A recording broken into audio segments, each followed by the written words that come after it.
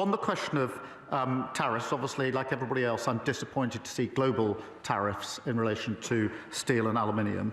But we will take a pragmatic approach. We are, as he knows, negotiating an economic deal which covers and will include tariffs if we succeed. But we will keep all options on the table. I speak now to William Bain. He's the head of trade policy at the British Chamber of Commerce, who joins us now live from Glasgow. Welcome to the News Hour.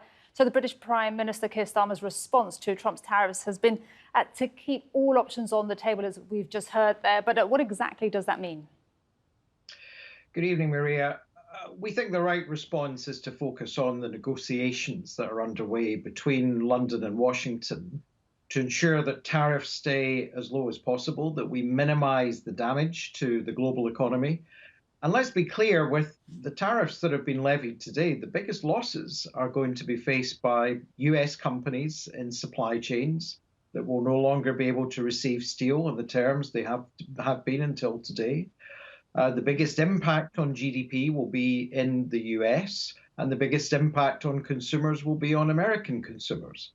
But look, it's a lose-lose having a protracted and extended global trade war. And the solution here really is dialogue between the key players with the US administration to make sure that the commercial links, which are strong between Europe and the US, the UK and the US, Canada and the US, Japan and the US, are preserved. And we should be hopeful that dialogue in the end can resolve this trade dispute. And just a bit more about the UK's approach. How different do you think it will be from Canada and also the EU at this point? Well, we think that today's announcement by the Prime Minister is the right step for UK business. We need to take a calm, cool, pragmatic approach to this. There was a good start in the meeting that took place in the White House a couple of weeks ago between the President and the Prime Minister. There is a process of discussion which is underway between UK and US officials. We have to trust in that process.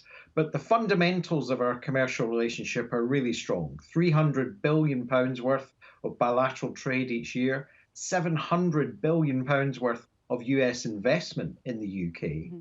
So our businesses have traded with each other strongly for decades and will continue to do so for decades. We will get round these But William, issues. just sorry to interrupt, just for clarity, do you expect retaliatory tariffs from the UK towards the US, like we've seen from others? No, and they should always be the last resort. And we British business was content today with the announcement by the Prime Minister that would indeed be the situation. I think the key leverage that we have is in relation to our burgeoning trade and services that we have with the US, which is not affected by tariffs, our strong relationships in terms of security and tech and AI. We have a lot in common with the US when it comes to our view of the world and our view of commerce. And we're hopeful that in these discussions that take place, as those points become clearer and clearer, we can avoid new tariffs, see these tariffs lifted by negotiation, and get to a position where we get a win-win on both sides of the Atlantic and not a lose-lose when it comes to trade and tariffs. And you said the biggest losses will be on the US economy, and that will have the biggest impact. How much of an impact do you think it will have on US consumers, and how would you describe this moment right now for a transatlantic trade and businesses? Well, if you look at research that was published yesterday by the Kiel Institute, it demonstrates that prices in the US will rise by 0.4% as a result of the steel and aluminium product tariffs. US exports will decrease by 1.37% as well. And let's remember, these tariffs are a tax on US businesses and US consumers. Steel will be more expensive to import. Products made with that steel in the US will be more expensive for US consumers. So this does demonstrate the biggest effects are going to be felt in the US itself. Canada will also be a loser from this, Mexico to a lesser extent. But in the EU and the UK, we don't lose so much directly from these tariffs. But the real risk are the new tariffs, which could come in as early as the 2nd of April, which would apply across a whole range of sectors, including automotive, pharmaceutical, textiles, clothing, food and drink.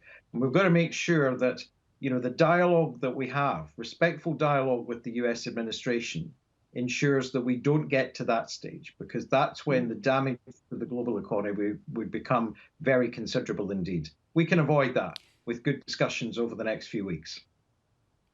And William, finally, the UK is running a trade deficit with the US. Do you think tariffs can rebalance the relationship in favour of the US? Well, Maria, it depends which set of figures you look at. Certainly, we have a very, very good performance in terms of trade and services at the moment with the US. If you look at trade and goods, then actually there is a small surplus that the US has with the UK. So our trade and goods is well balanced. And this makes the argument that the UK government will be putting to the US administration that there is no real dispute between the UK and the US when it comes to trade and goods. We benefit from that growing trade and services. Our investment links are terrific. We want to grow those, and the best way to do that is to avoid new tariffs and keep costs for US businesses and consumers down.